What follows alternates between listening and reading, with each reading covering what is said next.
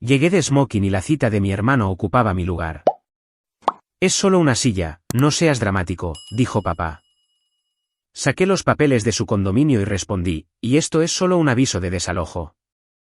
Llegué a la cena de aniversario de mis padres solo para encontrar mi asiento ocupado por la nueva novia de mi hermano.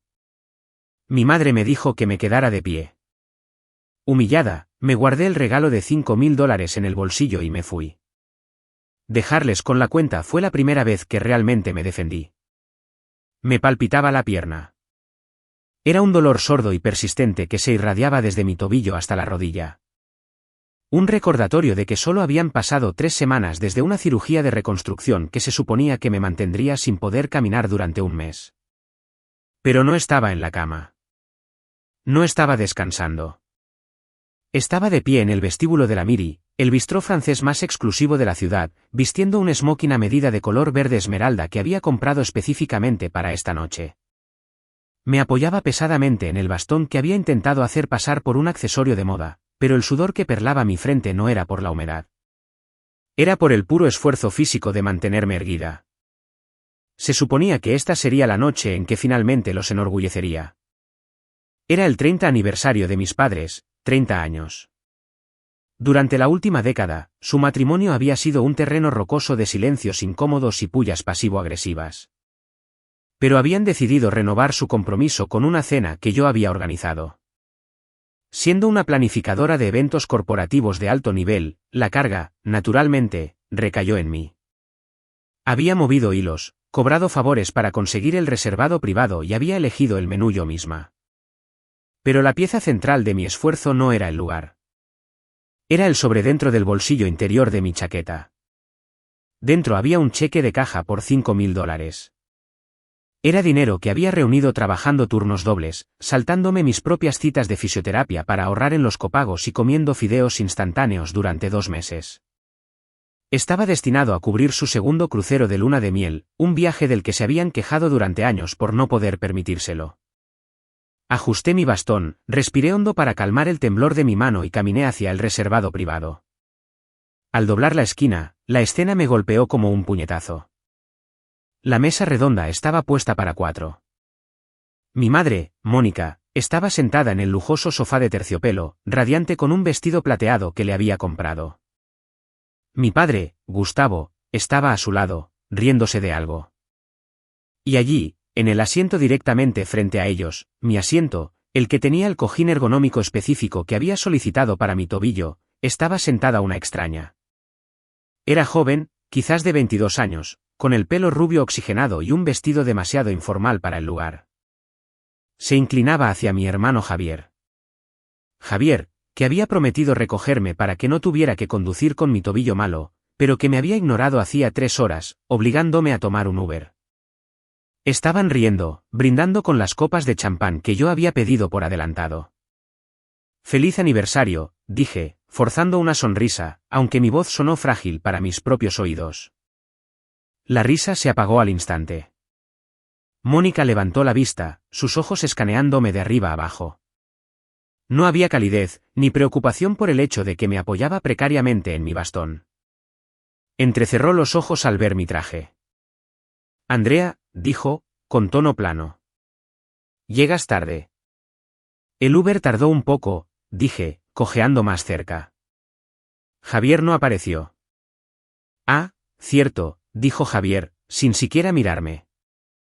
Estaba ocupado rellenando la copa de la chica. «Andrea, esta es Valeria. Nos conocimos la semana pasada». «Hola», saludó Valeria con un pequeño gesto de la mano sin intentar levantarse. Estaba sentada cómodamente en mi silla reservada. Miré la mesa. 4 puestos, 4 sillas, todas ocupadas. «Mamá», dije, señalando la mesa. Mónica suspiró como si mi presencia fuera un error logístico que no había previsto. Señaló vagamente el espacio entre la mesa y la estación de servicio de los camareros. «Bueno, no sabíamos si realmente vendrías, ya que siempre estás tan ocupada con el trabajo», dijo Mónica, tomando un sorbo de su vino. Y Javier quería traer a Valeria. «Es su primera cita». «¿Primera cita?», repetí, las palabras sabían a ceniza. Es su cena de 30 aniversario, mamá. Yo organicé esto. Yo pagué el depósito. No montes una escena, Andrea, intervino Gustavo, su voz jovial pero despectiva. Es solo una silla. No es solo una silla, papá, dije, mi voz temblando ligeramente. Acabo de tener una cirugía. No puedo estar de pie durante 3 horas. Mónica puso los ojos en blanco. Oh, deja de ser tan dramática. ¿Estás bien? ¿Entraste caminando, no? No podemos pedirle a Valeria que se mueva. Eso sería grosero. No tienes acompañante, así que quédate de pie por ahora. Quizás luego puedas coger un taburete de la barra si se libera uno. ¿Quedarme de pie por ahora? La miré fijamente. Mi tobillo palpitaba en violenta protesta. ¿Quieres que me quede de pie durante una cena de 7 platos? Simplemente apóyate en la pared, se rió Javier, con la boca llena de pan. De todos modos, pareces un camarero con ese traje. La mesa estalló en carcajadas. Valeria se rió tontamente detrás de su mano. Gustavo se rió, sacudiendo la cabeza. Incluso Mónica esbozó una sonrisa. Quédate de pie por ahora. Las palabras resonaron en mi cabeza más fuerte que la risa. Los miré, mi familia. Las personas por las que prácticamente me había matado para complacer. Sentí el pesado sobre en mi bolsillo contra mis costillas. $5.000. $5.000 para gente que ni siquiera me ofrecería una silla mientras sufría un dolor físico. El dolor en mi tobillo desapareció, reemplazado por una claridad fría y cristalina. Era una sensación que nunca antes había sentido. Era la muerte de la esperanza. Sonreí. No fue una sonrisa amable. De hecho, dije, mi voz bajando una octava, cortando su risa. Metí la mano en el bolsillo de mi chaqueta. Saqué el grueso sobre de color crema. Lo sostuve para que pudieran ver el sello de lámina dorada. Iba a darles esto, dije con calma. $5.000 para su crucero. ¡Feliz aniversario! Los ojos de Mónica se abrieron de par en par. La risa cesó. Javier se congeló con el tenedor a medio camino de su boca. Miré el sobre, luego a Valeria sentada cómodamente en mi asiento, y luego de vuelta a mi madre. Pero, continué, guardando el sobre de nuevo en mi bolsillo interior, palmeándolo con seguridad contra mi corazón. Creo que guardaré esto para alguien que sí me guarde un asiento. Me di la vuelta. Espera, Andrea. La voz de Mónica era estridente, el pánico creciendo al instante. No tienes que irte. Siéntate. Podemos conseguir una silla. Andrea. Gritó Gustavo, medio levantándose. Demasiado tarde, grité por encima de mi hombro sin dejar de caminar. Hice una seña al camarero que rondaba cerca con una botella de tinto de reserva. Cancele mi parte de la cuenta y el champán. Póngalo en la cuenta de Gustavo. Mientras salía al aire fresco de la noche, el dolor en mi pierna era insoportable, pero mi pecho se sentía más ligero que el aire. La traición fue peor que el propio diagnóstico, pero la cura estaba finalmente en mis manos. En el momento en que las pesadas puertas de cristal de la Miri se cerraron detrás de mí, la adrenalina se desplomó. Mi pierna cedió. Tropecé, apenas logrando sostenerme en el puesto del ballet. El joven aparcacoches, un chico llamado Leo que me conocía de las docenas de eventos corporativos que había reservado allí, corrió hacia mí. «Señorita Andrea, ¿está bien?», preguntó, con los ojos muy abiertos por la preocupación. «Estoy bien, Leo», dije entre dientes, enderezando la chaqueta de mi smoking. «Solo llámame un coche, por favor». Me senté en el banco de piedra de afuera, temblando. No era el dolor en mi tobillo lo que me hacía temblar. Era la réplica de lo que acababa de hacer. Durante 29 años, nunca les había dicho que no. Yo era la que arreglaba, la que planificaba, el banco. Era la que suavizaba las grietas en los cimientos de nuestra familia con un mortero hecho de mi propio dinero y autoestima. Mi teléfono comenzó a vibrar. Vas. Miré hacia abajo. Mamá llamando. La rechacé. Vas. Papá llamando. La rechacé. Vas. Javier llamando. Me quedé mirando la pantalla. Javier, el chico que una vez me empujó de un columpio cuando éramos niños y luego lloró hasta que me disculpé por caerme mal. Tenía 31 años, desempleado por cuarta vez en 2 años y actualmente saliendo con una chica que parecía estar todavía en la universidad. Y se había reído. Me había llamado camarero. Rechacé la llamada y puse el teléfono en silencio. El Uber llegó, un elegante sedán negro que se sentía como un santuario. Me deslicé en el asiento trasero, dándole al conductor mi dirección. Mientras nos alejábamos, observé la entrada del restaurante. Vi a Gustavo salir corriendo por las puertas principales, con el teléfono en la oreja, con aspecto frenético. No estaba buscando a su hija. Estaba buscando los $5.000 que acababan de marcharse. Cuando volví a mi apartamento, no encendí las luces. Cojeé hasta la cocina, me serví un vaso de agua y me senté en la oscuridad. El silencio de mi apartamento, generalmente una fuente de soledad, se sentía diferente esta noche. Se sentía protector. Repasé la escena en mi cabeza. No tienes acompañante, así que quédate de pie por ahora. No era solo la grosería, era el desprecio por mi humanidad. Acababa de someterme a una cirugía reconstructiva en mi tobillo, resultado directo de un accidente de coche en el que me vi envuelta mientras hacía un recado para ellos hacía 3 semanas. Había estado recogiendo la ropa de la tintorería de Mónica en medio de una tormenta porque no quería arruinarse el peinado. Hice aquaplaning. Ellos lo sabían. Conocían cada tornillo y clavo que sostenía mis huesos porque les había enviado las radiografías. Radiografías a las que habían respondido con un emoji de pulgar hacia arriba. La pantalla de mi teléfono se iluminó de nuevo. Un correo de voz de Gustavo. Presioné reproducir, poniéndolo en altavoz. Andrea, esto es ridículo. La voz de Gustavo llenó la cocina oscura. Sonaba sin aliento. Tu madre está llorando. Nos avergonzaste delante de Valeria. Y mira, ha llegado la cuenta. Bueno, es más de lo que esperábamos. Pediste el Burdeos del 2008. No puedes simplemente dejarnos con esta cuenta. Vuelve. Trae el sobre y podemos hablar de esto. No seas egoísta. ¿Egoísta? Me reí. Fue un sonido seco y entrecortado. Miré el sobre que todavía estaba en la encimera junto a mí.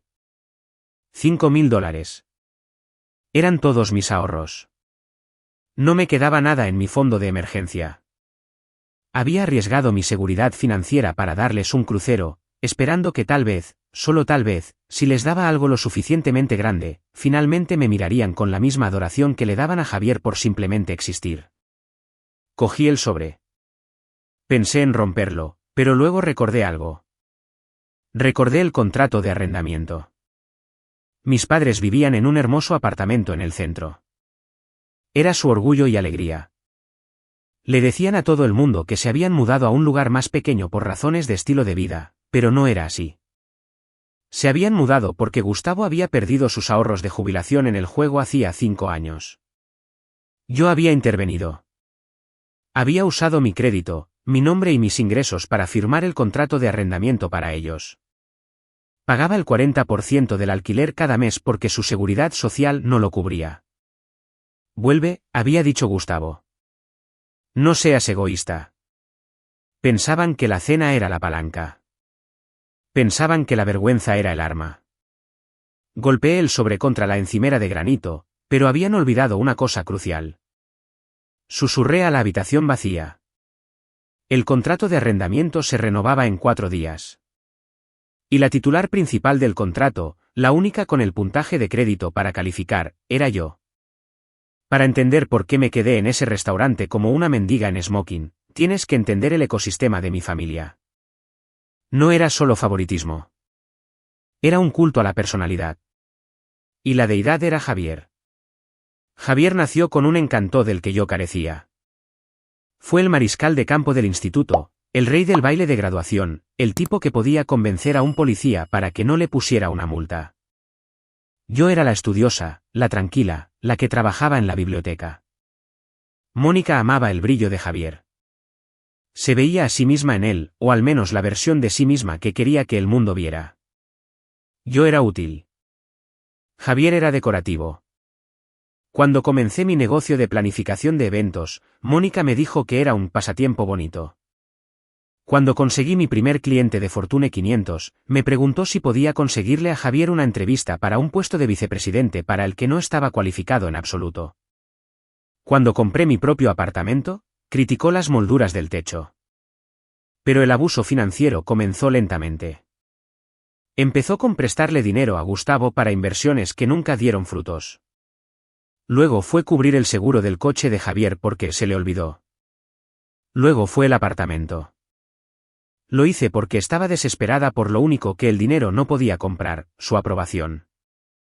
Pensé que si pagaba lo suficiente, trabajaba lo suficiente, arreglaba suficientes problemas, me ganaría mi asiento en la mesa.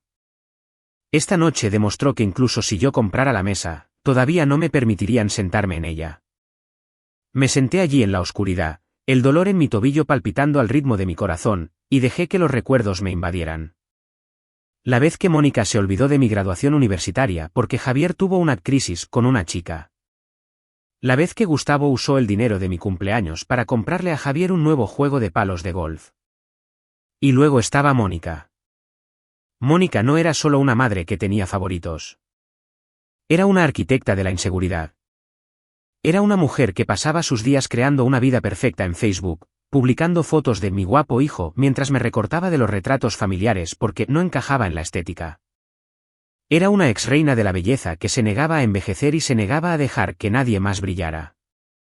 Su desprecio hacia mí esta noche no fue accidental. Fue calculado. Al darle mi asiento a Valeria, una chica que conocía desde hacía una semana, estaba enviando un mensaje claro. Eres reemplazable. Tu comodidad es secundaria a mi imagen. Estás aquí para servir, no para ser servida. Necesitaba que Valeria la quisiera. Necesitaba ser la mamá genial. Y si eso significaba hacer que su hija tullida se quedara de pie en un rincón, que así fuera. Mi teléfono volvió a vibrar. Un mensaje de texto de Mónica esta vez. No puedo creer que hayas arruinado la noche. Valeria piensa que somos unos monstruos. Tienes que disculparte. Envía el dinero por transferencia si eres demasiado cobarde para volver. Tenemos que pagar la cuenta. Me quedé mirando el texto. La audacia era impresionante. No estaba preocupada por mí. No estaba preocupada por mi pierna. Estaba preocupada por la cuenta y las apariencias. Me di cuenta entonces de que el antagonista de mi vida no era la mala suerte. No era mi tobillo. Ni siquiera era Javier, que era solo un síntoma de la enfermedad. Era Mónica. Ella era la que ponía las reglas. Ella era la que decidía quién se sentaba y quién se quedaba de pie. Y durante 29 años, yo había jugado según sus reglas. Miré el texto de nuevo. Envía el dinero. Abrí mi aplicación bancaria. Miré la transferencia que había programado para su alquiler, que salía automáticamente el primero de cada mes. No solo tenía los $5.000. Tenía las llaves de todo su estilo de vida. Mónica quería hablar de arruinar cosas. No tenía ni idea. El sol de la mañana no trajo claridad. Trajo un dolor de cabeza que palpitaba al ritmo de mi tobillo. Me desperté en mi sofá, todavía con la camisa de vestir, la chaqueta del smoking tirada sobre el sillón como un caparazón descartado.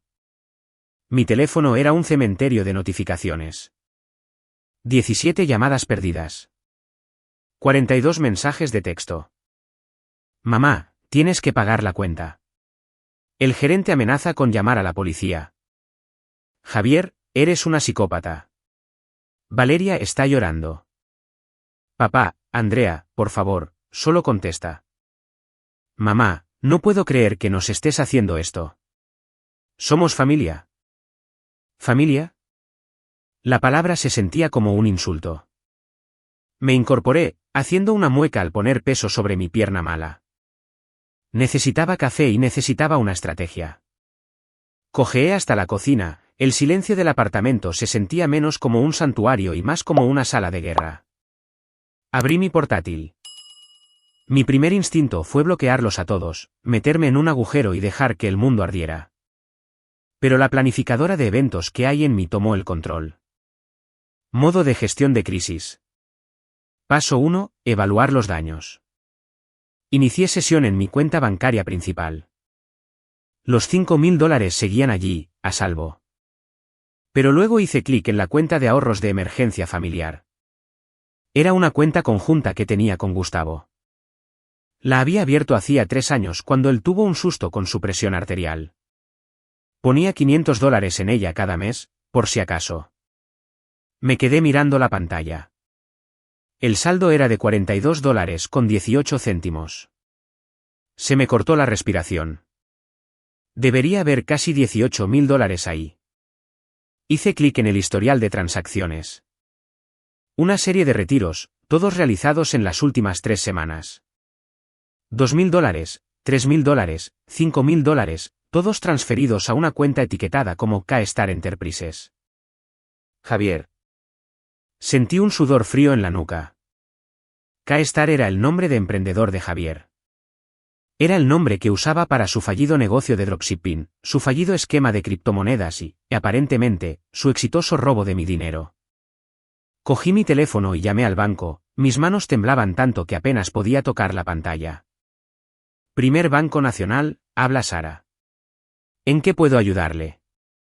Necesito reportar actividad no autorizada, dije, mi voz sorprendentemente firme. Cuenta conjunta que termina en 8.904. Las transferencias a K-Star Enterprises. No las autoricé.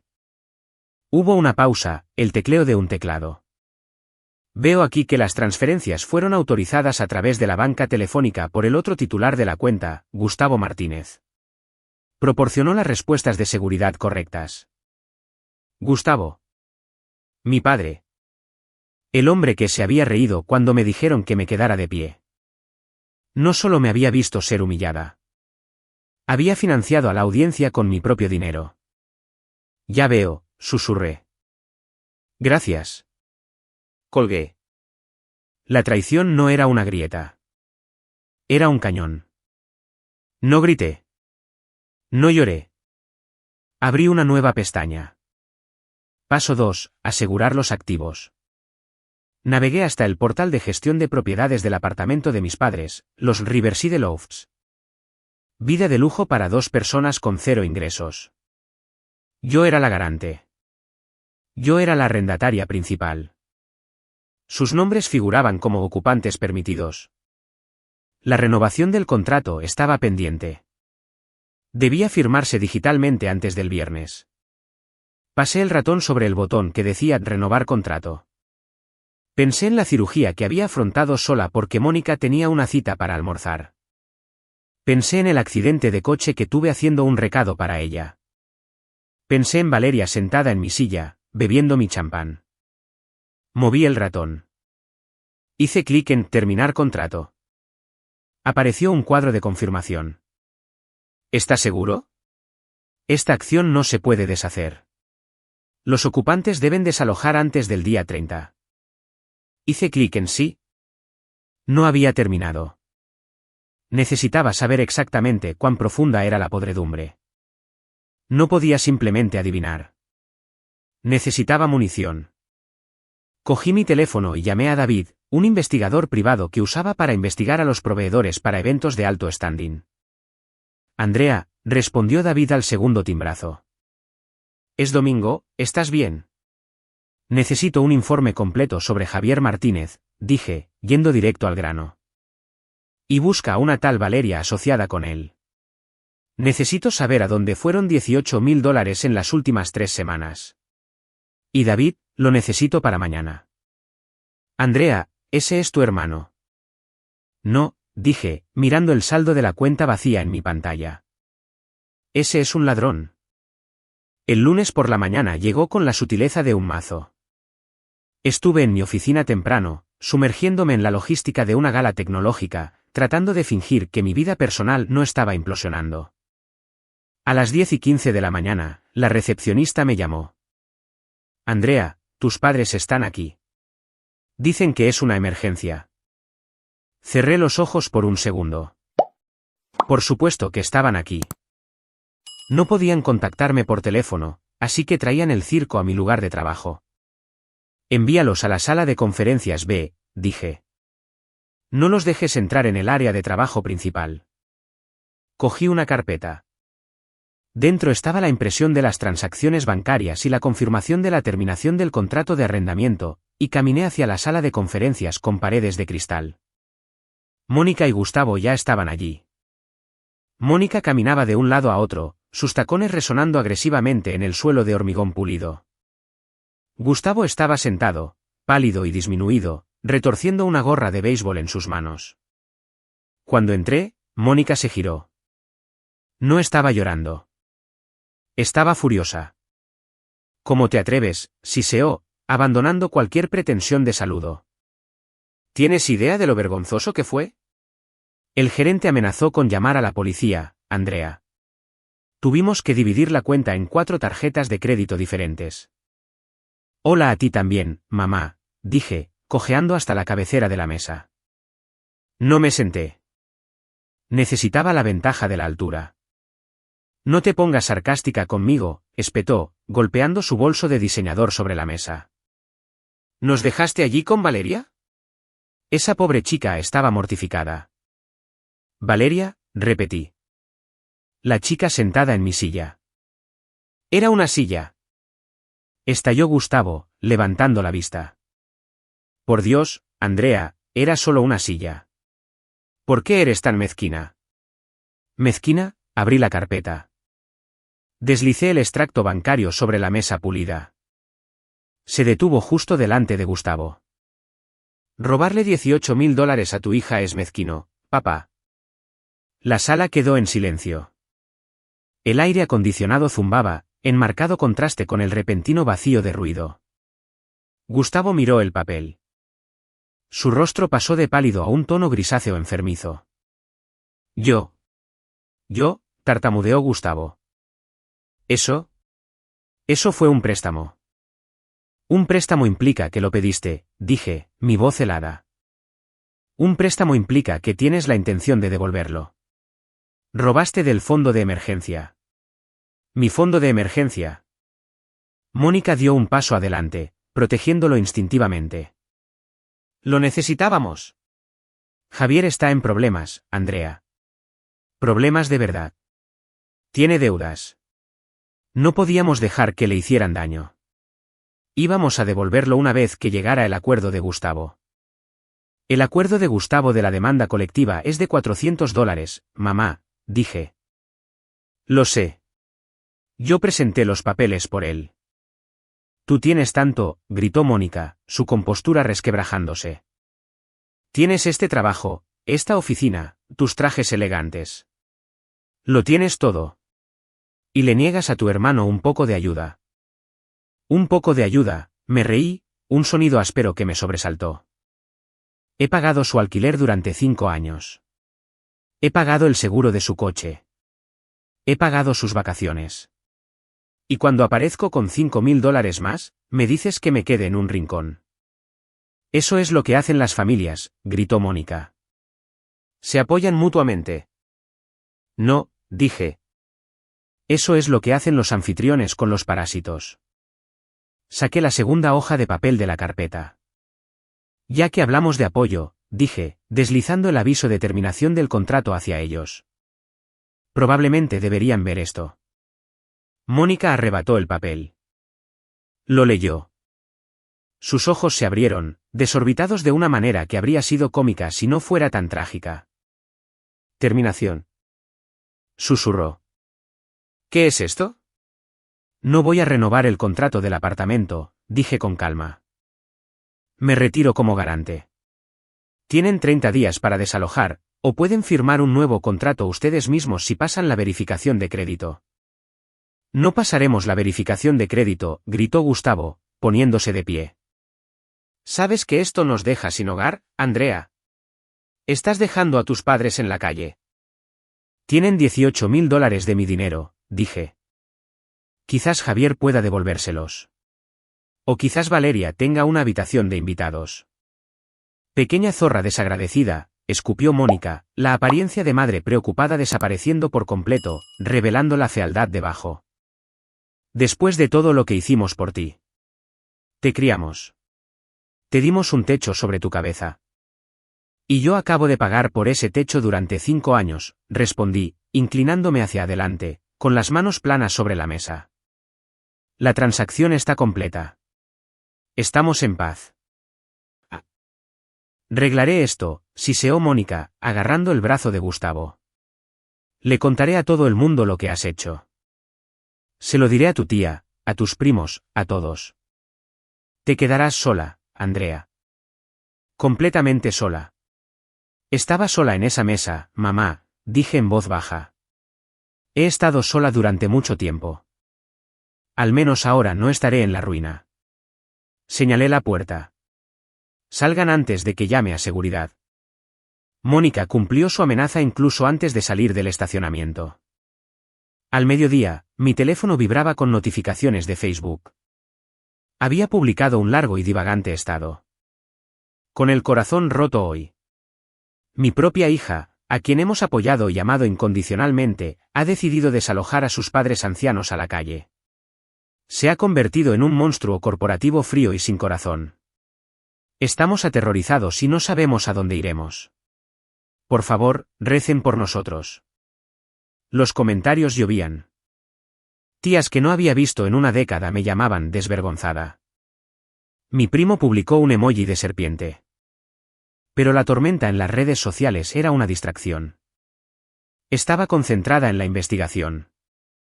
A las 2 de la tarde, llegó un correo electrónico de David, el investigador privado. El asunto era simplemente informe Javier Martínez /Valeria. Abrí el archivo adjunto.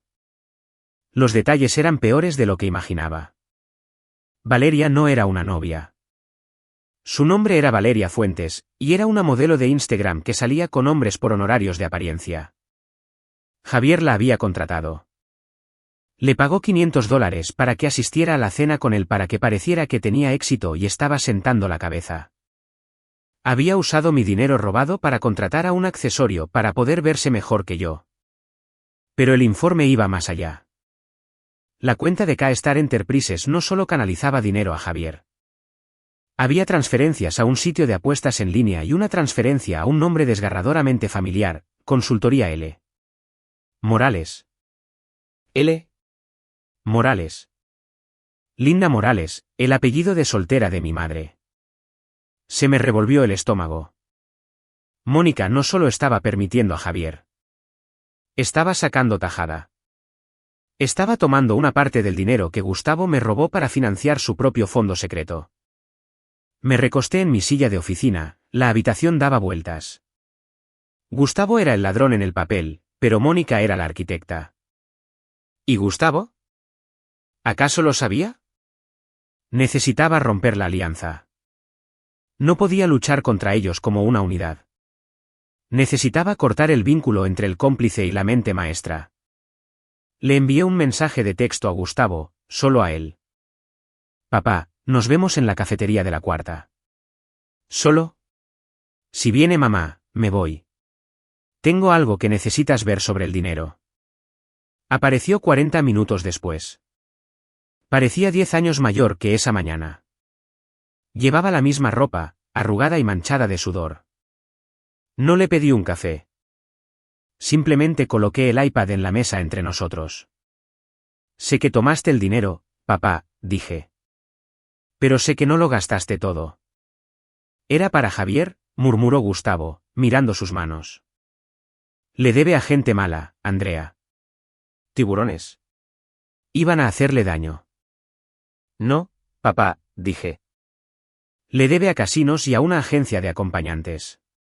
Valeria fue contratada. Gustavo levantó la vista, la confusión nublando sus ojos. ¿Qué? No, están enamorados. Es una chica dulce. Costó $500 por la noche, dije, deslizando la pantalla para mostrar la transacción de la cuenta K-Star al Venmo de Valeria. Pagado con tu robo. Gustavo se quedó mirando la pantalla. Su boca se abrió, pero no salió ningún sonido. Pero esa no es la peor parte, dije. Deslicé de nuevo. Mira esta transferencia. $3.000 a consultoría L. Morales. Gustavo entrecerró los ojos. L. Morales. Linda. Tu madre. Mamá sacó tajada, papá, dije suavemente. Sabía que me estabas robando. Te animó a hacerlo. Y luego se llevó 3.000 para ella, probablemente para ese retiro al que fue el mes pasado. Gustavo sacudió la cabeza violentamente. No, no, Mónica no lo haría. ¿Ella? Ella dijo que estábamos salvando a Javier. Lloró por ello. Dijo que no teníamos otra opción. Te manipuló, dije. Igual que me manipula a mí. Te convirtió en el criminal para poder mantener sus manos limpias y comprarse cosas nuevas. No está protegiendo a Javier. Y ciertamente no te está protegiendo a ti. Está cobrando. Gustavo miró la pantalla. Miró la prueba innegable de las fechas de transferencia. Miró los correos electrónicos que había recuperado donde Mónica instruía a Javier sobre cómo hacer sentir culpable a Gustavo. De Mónica a Javier, dile que le van a romper las rodillas. Es blando. Cederá. Luego transfiere mi parte a la cuenta de PayPal. Vi cómo la revelación lo destrozaba. No fue un estruendo fuerte. Fue un desmoronamiento. El hombre que se había reído de mí, que había seguido ciegamente a su esposa durante 30 años, de repente parecía un niño perdido en un supermercado. Ella lo sabía, susurró. Sabía que era mentira. Ella escribió el guión, papá, dije. Puso la cabeza entre las manos y comenzó a llorar. Fue un sonido desordenado y feo en medio de la cafetería. Lo arruiné, sollozó. Arruiné todo contigo por ellos. Sí, lo hiciste, dije, negándome a consolarlo. Lo necesitaba roto. Necesitaba que se volviera. Pero puedes arreglar una cosa. Levantó la vista, con los ojos enrojecidos. ¿Cómo? El contrato de arrendamiento está hecho, dije. Pero la fiesta de aniversario aún no ha terminado. La gran reunión familiar con los parientes lejanos es este domingo en casa de la tía Clara, ¿verdad? Sí, sollozó. Mónica está planeando. Está planeando contarle a todos su versión de la historia allí. Bien, dije, un plan formándose, frío y afilado como un diamante. Estaré allí, y tú vas a ayudarme a contar la verdad. Me matará, susurró. Ya ha matado tu relación con tu hija, dije, poniéndome de pie y agarrando mi bastón. No tienes nada más que perder, papá. Excepto la mentira. Lo miré desde arriba. Nos vemos el domingo. Guárdame un asiento. El domingo en casa de la tía Clara solía ser un asunto predecible. Ensalada de patatas tibia, preguntas agresivas sobre mi estado civil y mi madre presidiendo como una monarca en una silla plegable.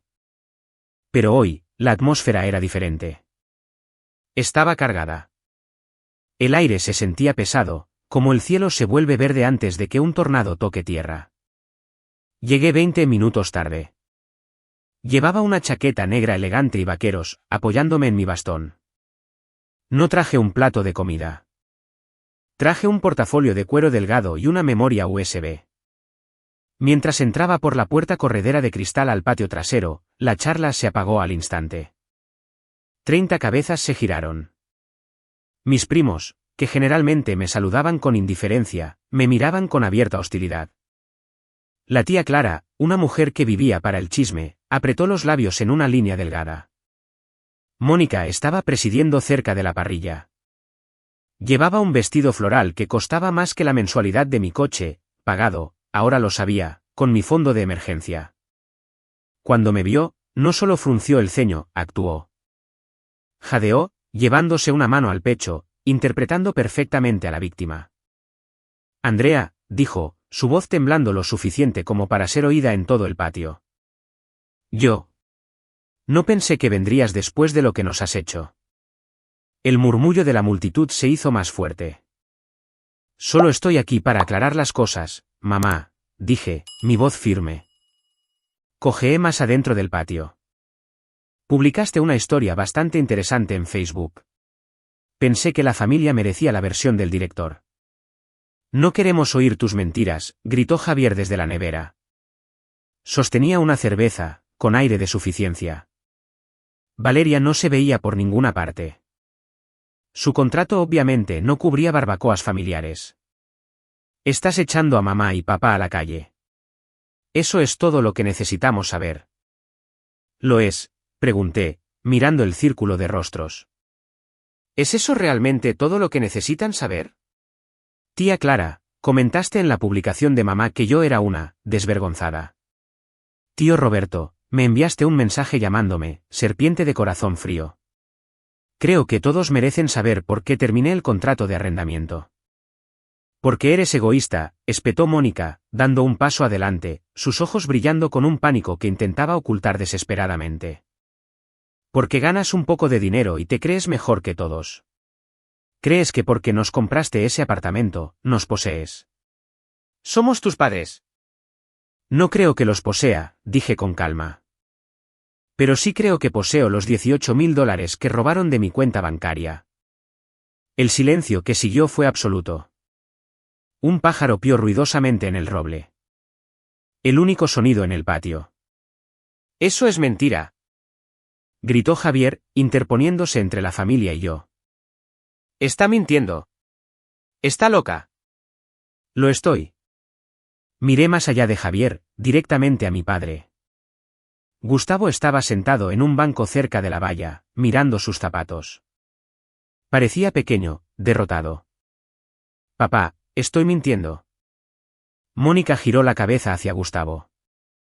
Sus ojos estaban muy abiertos, haciéndole señales furiosamente. Sigue el guión. Protege la mentira. Gustavo, díselo, siseó Mónica. Dile a todos que se lo está inventando. Gustavo se levantó lentamente. Miró a Mónica, luego a Javier, y finalmente a mí. Vi la lucha en su rostro. 30 años de sumisión luchando contra 3 días de verdad agonizante.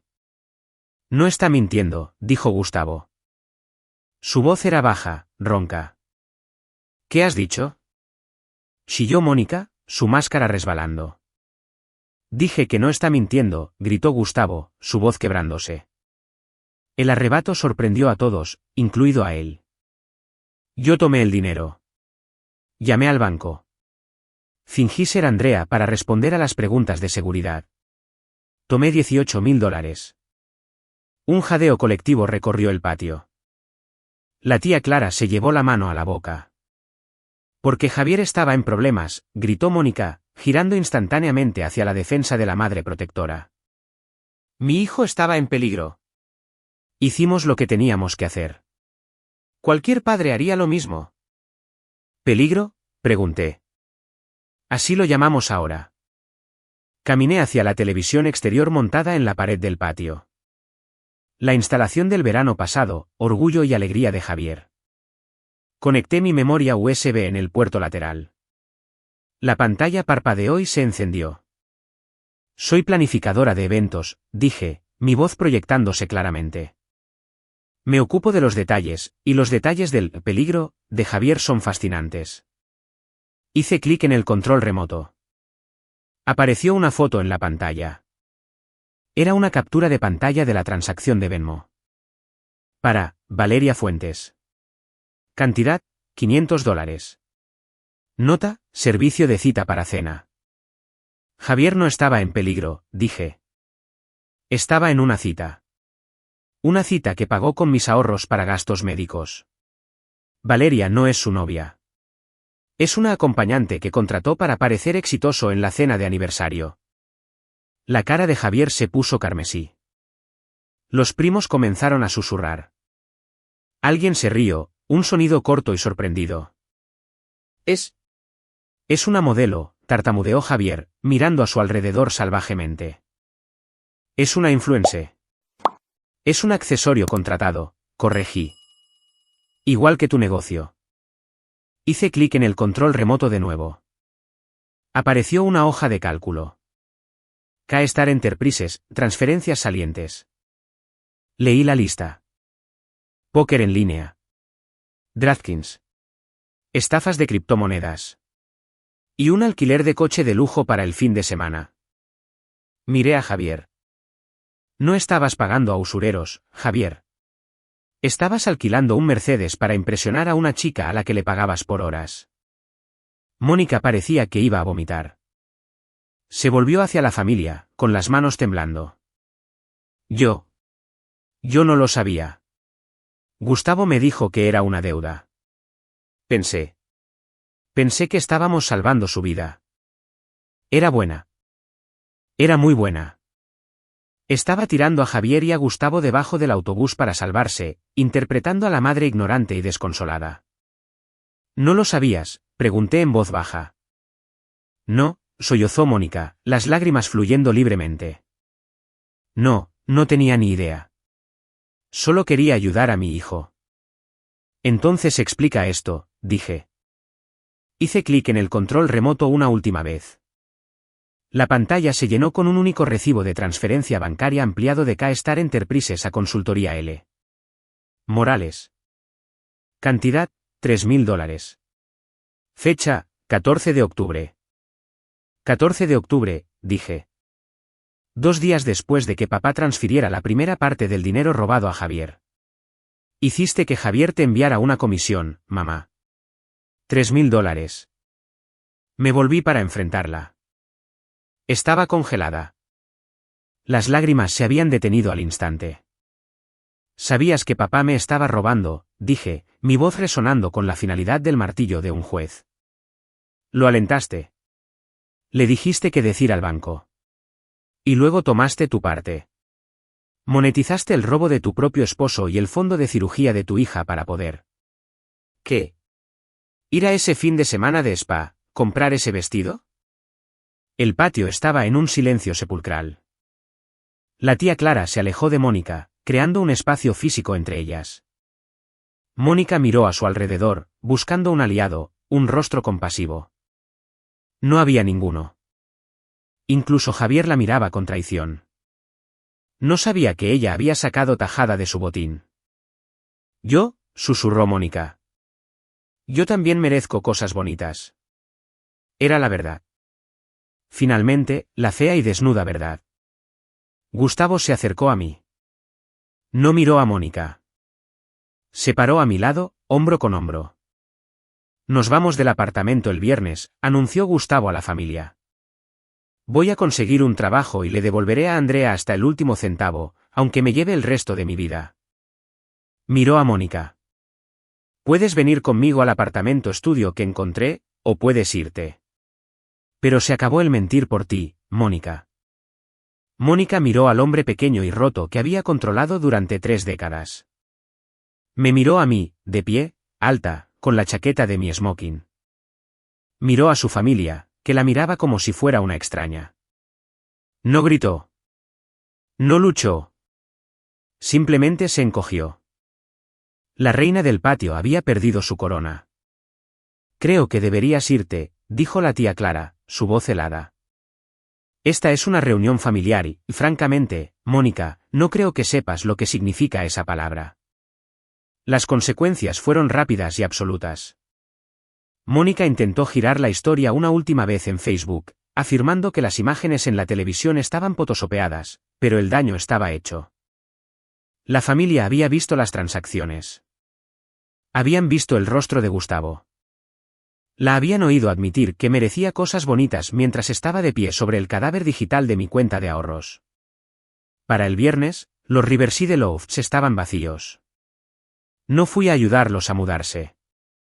Contraté a una empresa de mudanzas para que los empaquetara, mi último acto de caridad porque sabía que Gustavo no podría con los muebles pesados solo, y Javier ciertamente no ayudaría. Javier había desaparecido en el momento en que el grifo del dinero se secó, supuestamente durmiendo en el sofá de un amigo en otro estado, dejando atrás a sus inversores y a su familia. Mónica y Gustavo se separaron 2 semanas después. No fue un divorcio dramático. Fue una simple disolución de una sociedad que había quebrado. Mónica se mudó con su hermana a Florida, pasando sus días quejándose de la humedad y de sus hijos ingratos. Todavía me envía tarjetas de cumpleaños con versículos bíblicos pasivo-agresivos. Las quemo sin abrirlas. Pero Gustavo se quedó. Alquiló un pequeño apartamento estudio sobre un garaje en los suburbios. Era del tamaño de mi sala de estar. Consiguió un trabajo en una ferretería mezclando pintura y cortando llaves. Era un trabajo humilde, duro para sus rodillas, pero lo hacía. 6 meses después de la cena de aniversario, me reuní con él para tomar un café. Ya caminaba sin el bastón, mi tobillo completamente curado. Entré en la cafetería y lo vi en un reservado con su chaleco de trabajo naranja. Parecía cansado, pero parecía real. «Hola, papá», dije, deslizándome en el reservado. ¿Andrea? Sonrió, una sonrisa genuina con arrugas en los ojos que no había visto desde que era niña. Empujó un sobre la mesa. No eran $5.000. Era un cheque por $200. No es mucho, dijo, mirando su café, pero es la primera cuota. Hice los cálculos. A este ritmo, estaré en paz contigo para cuando cumpla 92. Me reí. No fue una risa amarga esta vez. 92, ¿eh? Más te vale comer tus verduras entonces. Lo siento, dijo, su voz bajando. Sé que el dinero no lo arregla. Sé que rompí algo que no puedo volver a pegar. Dejé que te hiciera daño porque era más fácil que luchar contra ella. Fui un cobarde. Lo miré. Vi el arrepentimiento grabado en las líneas de su rostro. Vi al hombre que había perdido su hogar, su esposa y su orgullo solo para intentar recuperar su dignidad. Lo fuiste, estuve de acuerdo. No iba a mentir para hacerlo sentir mejor. Esa era la vieja dinámica. Fuiste un padre terrible esa noche, y durante mucho tiempo antes de eso. Él asintió, aceptando el veredicto. Pero, continué, extendiendo la mano y tocando el sobre. Te levantaste cuando importaba. Dijiste la verdad en el patio. Eso cuenta. No le devolví el cheque. Lo tomé. Tomarlo era importante. Significaba que lo respetaba lo suficiente como para hacerlo responsable. Significaba que era un adulto, no un dependiente al que tenía que proteger. Me quedo con esto, dije. ¿Y con el próximo? Bien, dijo. Entonces, ¿cómo va el trabajo? ¿Cómo está el tobillo? El trabajo va bien, dije. Y el tobillo está fuerte. De hecho, salí a correr esta mañana. Eso es bueno, dijo en voz baja. Eso es muy bueno. Comimos nuestras hamburguesas. Hablamos del tiempo. Hablamos de su trabajo en la ferretería. No fue una reconciliación perfecta de película. No hubo lágrimas de alegría, ni abrazos que borraran el pasado. Todavía había una distancia entre nosotros, un tejido cicatricial que probablemente nunca desaparecería por completo. Pero mientras lo miraba, comiendo sus patatas fritas, pagando su propia comida con el dinero que había ganado, me di cuenta de algo. Ya no era el banco. Ya no era la que arreglaba las cosas. Ya no era el felpudo. Era solo Andrea. Y por primera vez en mi vida, estaba sentada en una mesa donde el asiento había sido genuinamente guardado para mí.